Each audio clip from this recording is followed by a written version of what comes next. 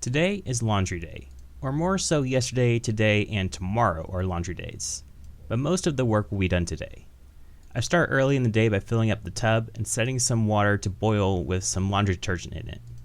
This is a home brew I make with grated soap, baking soda, washing soda, and salt. People during this day and age would use all sorts of things from just grated soap to manufactured washing powders. But I like my personal mix the best. While that is heating, I throw in all the laundry to soak. I also separate the whites and give them their own pre-soak in a bleach solution. 1 part bleach to 4 parts water for at least 30 minutes to lift any stains. After soaking, I rinse out the bleach and add everything to the tub to be washed.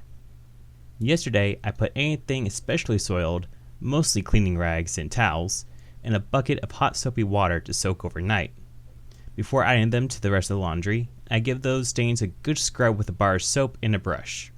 Some people choose to do this with a washboard, but what I do accomplishes the same thing, scrubbing soap into the fabric. Once the water is heated up, I add it to the laundry and start to agitate it. This takes a while.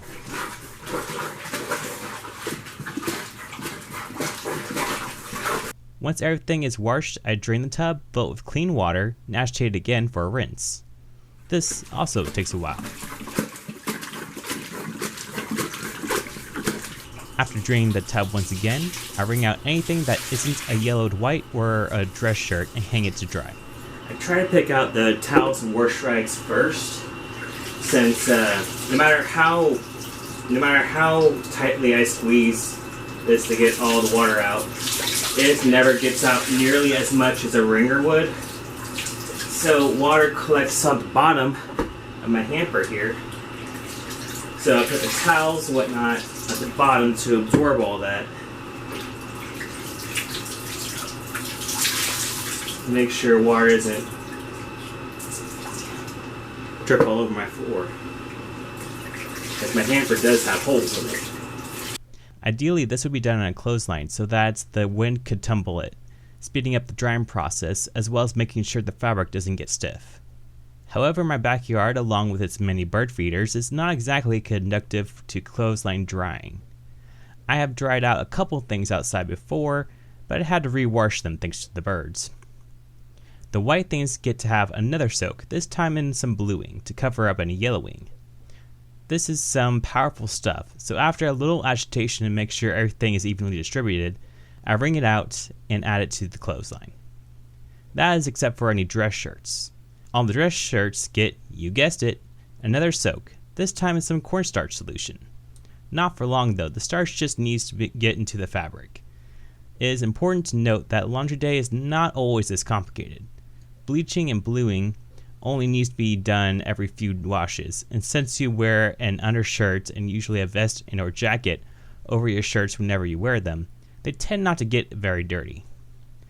Unlike your undergarments, you wouldn't to wash your dress shirts, pants, vests, and jackets every time you wear them, only when they got dirty, stained, or started to smell, or otherwise were not looking or feeling their best. So if anything, starching and bluing is done as needed. Starching you might do more frequently, as the starch itself helps to repel dirt and keep fabrics wrinkle-free for longer. Now finally, the rest of the laundry gets hung up to dry. If you were to use a clothesline, it's best to hang shirts upside down. Any marks left by the pins will not be visible since that area of the shirt gets tucked in. On a bright sunny day, you'd want to lay some whites on the green grass so they can sun bleach, giving them a slightly whiter white. The next day is ironing day. Now this is a time before electric irons and spray bottles, so ironing looks a bit different. You had a couple of options. You had self-heating irons that heated from a compartment in which hot coals would be placed, or you had solid cast iron irons, which you would heat on a stove or furnace. So ironing would have been done the day after the washing, while the clothes are feasibly still damp. Otherwise, you could wet them either with your hands, like just taking some dipping your fingers in water and kind of sprinkling it on the clothes. Otherwise, you can also use a glass bottle with a perforated cap that was filled with water, and you just kind of shake it over the clothes, because this was a time for our usual spray nozzles. What you would do is that you would have an iron like this, and you would set it on a hot stove to get it to warm up. You would grab it with a cloth, because this would be hot, and you would iron your clothes after, sprinkle it with water, and you would rest your iron on a trivet like this. Now, my iron here is not in workable condition. This surface here is rusted. It has bits of a sticker on it. It's not smooth. And yeah, I would need a grinder to grind it down to be flat. But, oh, hello. Everybody's very interested. But yeah, if this was in workable condition, I would use it.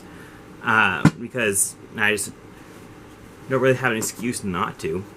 But considering that it's not in workable condition, I'm just going to be showing it off, and I'll be ironing this with an actual iron. Some people, and this was after the advent of electric refrigeration, some people would put their damp clothes in the fridge to kind of keep them damp for ironing later. Maybe if they were busy the next day or couldn't get all the ironing done in one day. There are some tales of people keeping clothes in the fridge for weeks, months, even years because of just procrastination.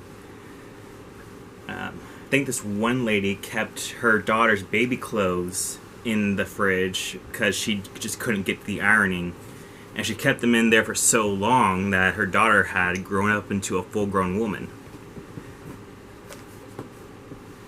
Ironing is really only essential for clothes that you would wear publicly and would be like very prominent. Like for clothes that for like shirts you wear under like vests and suits, ironing is somewhat important, especially for the chest area. But something like around the shoulders or the upper arms, it wouldn't be as important. So you would be kind of meticulous on the chest ironing, but not so much on the sleeves. At least I would be, and I'm kind of lazy.